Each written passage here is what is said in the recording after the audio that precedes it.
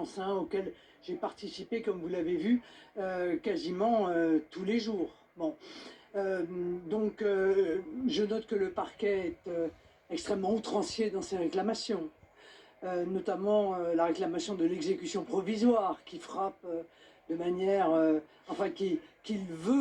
dont il veut frapper l'ensemble de ceux qui sont poursuivis, y compris des assistants qui, par ailleurs, pour certains, n'ont jamais eu aucune responsabilité politique. Bon.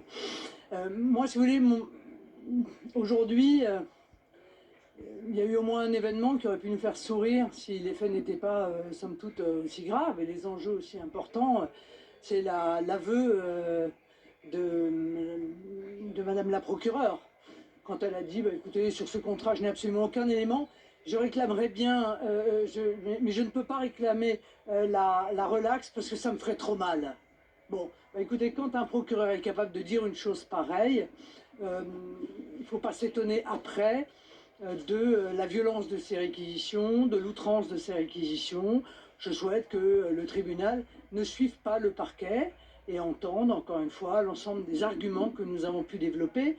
J'avoue que j'ai été assez choqué d'entendre le représentant de la société, car le procureur est le représentant de la société, reprocher à des justiciables que nous sommes d'user de leurs droits, comme si user de nos droits était un abus de droit.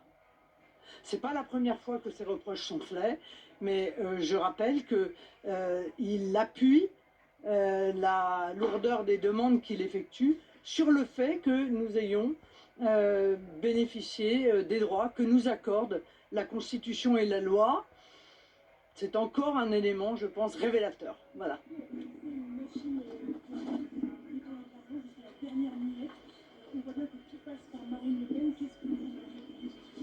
Bon, j'ai déjà répondu à cela et le parquet était bien en peine d'ailleurs d'apporter la moindre preuve de cette déclaration, si ce n'est 4 mails ou SMS dans lesquels d'ailleurs où il est évoqué mes propres assistants. Voilà, donc je pense que j'ai encore le droit d'évoquer mes propres assistants. Donc c'est la partie, je pense encore une fois, une des parties qui démontre une volonté du parquet qui est celle en réalité de me priver, et même de priver les Français, disons, de la capacité de voter pour qui ils souhaitent.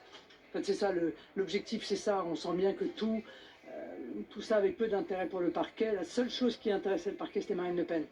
Marine Le Pen, pour pouvoir demander, encore une fois, son exclusion de la vie politique, avec exécution provisoire, et puis le Rassemblement national pour pouvoir ruiner le parti. Voilà, on a bien compris cela, en tout cas moi j'ai bien compris cela. Ce que j'espère, c'est que le tribunal ne suivra pas. Voilà. Monsieur Alliot. En retour en direct.